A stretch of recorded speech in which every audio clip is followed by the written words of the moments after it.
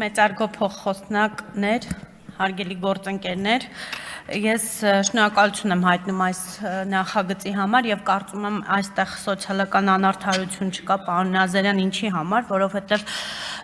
Հայաստանի Հանրապետության ոչ բոլոր աշակերտներն են սովորում գերազանց, իսկ դրա համար մեծ ջանք է հարկավոր,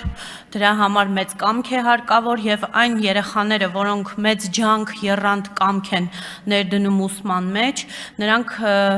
արժանի են, որպեսզի սովորեն աշխարհի top 50 առաջատար ուսուցողական կենտրոններում, բուհերում եւ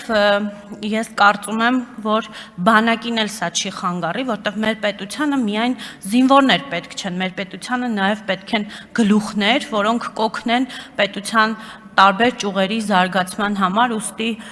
ես շնորհակալություն եմ հայտնում Տիկին Անդրեասյանին, պարոն Գաբրելյանին եւ